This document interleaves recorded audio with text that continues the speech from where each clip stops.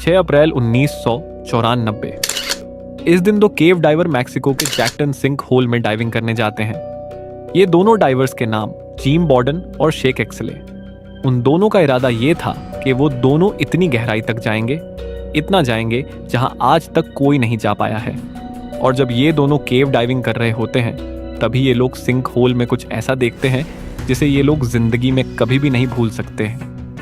वो दोनों ने ऐसी खौफनाक चीज देखी जिसे जानने के बाद उस सिंक होल में कोई भी नहीं जाना चाहेगा, और वहां की गवर्नमेंट ने उस सिंक होल में बैन लगा दिया। तो उस दिन ऐसा क्या हुआ था जिससे कि सभी लोगों की जान निकल गई? आइए जानते हैं। इसको जानने के लिए हमें थोड़ा पीछे जाना होगा। 29 जून 1968 जब शेक एक्सले 19 साल के थे और उनके छोटे भाई एडवर्ड एक्सले दोनों भाई वाकुला स्प्रिंग्स में स्विमिंग करने जाते हैं। ये एक शांति और सुकून वाली जगह थी जहां पे लोग ना के बराबर ही लोग आते थे। जब ये दोनों भाई वहां पहुंचे तभी ये दोनों ने देखा कि वहां बहुत बड़े बड़े बोर्ड लगे थे जिस पे लिखा था scuba diving is not allowed here. और यही चीज देख के दोनों भाई फैसला करते हैं कि वो दोनों फ्री डाइविंग करेंगे। स्कूबा डाइविंग बोलते हैं कि एक इंसान पानी के अंदर स्कूबा टैंक साथ जाता है जिससे डाइवर्स को ऑक्सीजन मिलती है और वो लोग लंबे समय तक डाइविंग कर सकते हैं। और फ्री डाइविंग बोलते हैं उसमें कोई भी चीज अंदर नहीं ले जा सकते, कोई भी इक्विपमेंट्स वगैरह। आप कितनी देर तक पानी के अंदर रह सकते हैं ये आपकी सांस के ऊपर डिपेंड करता है। ये दोनों भाई बहुत एक्सट्रीम लेवल के डाइवर्स थे। शेक एक्सले तो 16 साल की उम्र से ही डाइविंग कर रहा था। शेक एक्सले अपने इलाके के किसी भी इंसान से ज्यादा देर तक सांस रोक सकता था और इसी कारण शेक बहुत फेमस था। शेक उस दिन एक डिवाइस लाया था जिसका नाम डेप्थ गेज। इससे ये पता लगाया जा सकता था कि कौन सबसे ज्यादा गहराई तक गया है। फिर दोनों भाई एक एक करके पानी के अंदर जाते हैं। पहले एडवर्ड पानी के अंदर जाते हैं और एक सर्टेन डेप्थ तक पहुंच के बाद वापस सरफेस पे आ जाते हैं। फिर शेक पानी के अंदर जाते हैं और एडवर्ड से ज़्यादा गहराई में चले जाते हैं और तभी एडवर्ड उस रिकॉर्ड को तोड़ने की कोशिश करता है। बारी बारी से दोनों भाई बहुत देर तक यही करते रहते हैं। अब एक तरफ शेक 50 फीट की गहराई तक जा चुका था और वही एडवर्ड 42 फीट तक ही जा पाता है। एडवर्ड जैसे भी करके शेक का रिकॉर्ड तोड़ना चाहता था, जिसके लिए वो बहुत गहरी सांस लेता है और बहुत जोरों से पानी के गोता लागता है। एडवर्ड नीचे जाता रहता है और थोड़ी देर बाद उसी डिवाइस में साउंड बजने लगता है जिससे पता लगता है कि शेक का रिकॉर्ड एडवर्ड ने तोड़ दिया है। शेक एडवर्ड को देखने के लिए पानी में देखता है। तभी शेक देखता है कि एडवर्ड धीरे धीरे पानी से ऊपर आ रहा है और तभी एडवर्ड अपने होशो आवाज खो देता है। अपने भाई को बचाने के लिए शेक पानी के अंदर जल्दी से गोता मारता है, लेकिन एडवर्ड इतनी गहराई तक जा चुका था जिसे शेक फ्री डाइविंग से वहां तक नहीं पहुंच सकता था। शेक बहुत तेजी से पानी के बाहर निकलता है और अपनी कार की तरफ दौड़ लगता है। कार में से शेक एयर टैंक लाता है और शेक टैंक पहन के गोता लगता है, लेकिन शेक में इतनी ताकत नहीं बची थी कि वो अपने भाई को बचा सके, क्योंकि वो दोनों बहुत देर से डाइविंग कर रहे थे और शेक काफी ज्यादा थक गया था। पास ही में शेक को एक आदमी देखता है और वो नीचे जाके एडवर्ड की बॉडी बाहर निकल लेता है। एडवर्ड की हालत बहुत खराब थी, वो सांस भी नहीं ले पा रहा था, लेकिन शेक अपने भाई को CPR देने लगता है और किस्मत से एडवर्ड फिर से सांस लेने लगता है।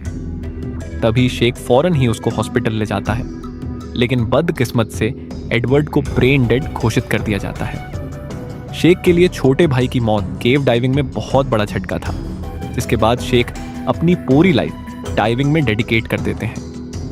शेक डिसाइड करता है कि वो अपना कैरियर केव डाइविंग में ही बनाएगा। आइए जानते हैं केव डाइविंग क्या होती है। जैसे जमीन के नीचे गुफाएं होती है, वे सही पानी के अंदर भी गुफाएं होती है जिसमें पानी भरा होता है। इसको एक्सप्लोर करना ही केव डाइविंग बोला जाता है। शेक इतनी केव में डाइव करता है कि वो इस एरिया में एक्सपर्ट की पोजीशन में आ जाता है।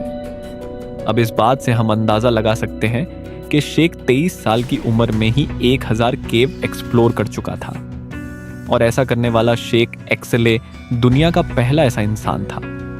इसको हम साल 1970 में हुए एक कंपटीशन के एग्जाम्पल से समझ सकते हैं, जहां 2 डाइवर्स 400 फीट की गहराई तक जा रहे थे और शेक एक्सले को उनकी सेफ्टी में लगाया गया था। अब ये दोनों डाइवर्स रिकॉर्ड बनाने के चक्कर में काफी ज्यादा नीचे चले जाते हैं और वो दोनों लोग नॉर्कोसिस का शिकार हो जाते हैं। इन डाइवर्स को बचाने के लिए शेख 465 की डाइव लगाते हैं और ये कुछ ऐसा ही होता है जैसा एडवर्ड के साथ हुआ था। वो दोनों की बॉडी नीचे बहुत नीचे चली जाती है और वो दोनों की मौत हो जाती है। ये हम देखने को मिलता है। शेख का अंडर वाटर रेजिस्टेंस दूसरों डाइवर्स से कई ज्यादा था। अब एक दिन शेख और उनके अच्छे दोस्त जिम बॉर्डन ने शेख से कहा, उन्हें दुनिया की एक सबसे गहराई अंडर वाटर केव के बारे में पता चला है। वो जैक्टन की बात कर रहे थे, जो कोई केव नहीं बल्कि एक सिंक होल था। अब देखो, केव में बहुत टेढ़े मेढ़े रास्ते होते हैं, ये वैसा नहीं था। ये 112 फीट का एक गड्ढा कह सकते हैं जिसमें पानी भरा हुआ था। जब ये दोनों जैक्टन को देखने जाते हैं तभी ये लोग बहुत खुश हो जाते हैं, क्योंकि इस जगह डाइव करने के लिए ये जगह बिल्कुल परफेक्ट थी। ये दोनों 112 फीट के सिंक होल में डाइव करना चाहते थे, जिससे वो दोनों वर्ल्ड रिकॉर्ड बना सके। इसके लिए प्रॉपर प्लानिंग की जरूरत थी, जिसपे कई दिन खर्च किए जाते हैं। जिम और शेख अपनी टीम को रेडी करते हैं, जो उन्हें इस डाइव में सपोर्ट करने वाले थे। जिम की वाइफ करेन होहल्ले और शेख की एक्स वाइफ मैरी एलेन निकोफ और अन्ना क्रिस्टोविच की एक डॉक्टर भी थी। जैक्टन के पास पहुंच के ये सभी लोग वहां की स्थिति को देख रहे थे। जैक्टन के चारों तरफ ऊंचे पेड़ लगे थे, जिनके बीच से डाइविंग करना बहुत मुश्किल था। ये दोनों तभी एक फैसला करते हैं कि एक पास की 181 मीटर लंबी मौजूद स्ट्रीम से एंटर करेंगे, जो जैक्टन से सीधी जोड़ी थी। अब थी डाइव की पूरी योजना बनाने की। टीम के लोग अंदाजा लगाते हैं नीचे तक पहुंचने में 11 से 12 मिनट लगेंगे। इन दोनों का गोल्स सिर्फ नीचे के बॉटम को टच करके ऊपर आना था। उन्होंने ऊपर से लेकर नीचे तक 2 रॉपवेज एस्टैब्लिश किए थे, जिससे वो खो न जाए और कोई इमरजेंसी में जल्दी से मदद सके। तो डिसाइड ये होता है कि 6 अप्रैल 1994 को ये दोनों जैक्टन के बॉटम को टच करेंगे। और फाइनली वो दिन आ गया जब ये दोनों डाइव करने वाले थे और ये दोनों डाइव करते हैं। ये दोनों को पानी के अंदर जाने के बाद पता चलता है कि ये सफर 12 मिनट से ज्यादा होने वाला है। जब जिम 750 फीट की गहराई तक पहुंचते हैं तो उन्हें सांस लेने में हल्की बहुत दिक्कत होने लगती है। 900 फीट तक पहुंचते ही उन्हें एहसास होता है कि यह समस्या ज्यादा एयर कंज्यूम करने से हो रही है। तभी जिम को शेख के रोप में कुछ गड़बड़ होना महसूस होती है। जैक्टन में इतना अंधेरा था कि जिम शेख को देख भी नहीं सकते थे। फिर भी वो आगे बढ़ते हुए 112 मीटर तक पहुंच जाते हैं और वो वर्ल्ड रिकॉर्ड बना देते हैं। तभी उनको सरफेस सिग्नल आता है कि शेख मिसिंग है। इन दोनों को डाइव करने के बाद इनकी टीम नोटिस करती है कि शेख के रोप साइड से बबल नजर नहीं आ रहे हैं। इसका एक ही मतलब है, उन्होंने सांस लेना बंद कर दिया है। शेख की एक्स वाइफ मैरी एलेन तुरंत पानी में डाइव लगती है और शेख को बहुत ढूंढती है, लेकिन शेख कहीं नहीं मिलता है। 3 दिन बाद जैक्टन के होल से शेख की बॉडी रिकवर की जाती है।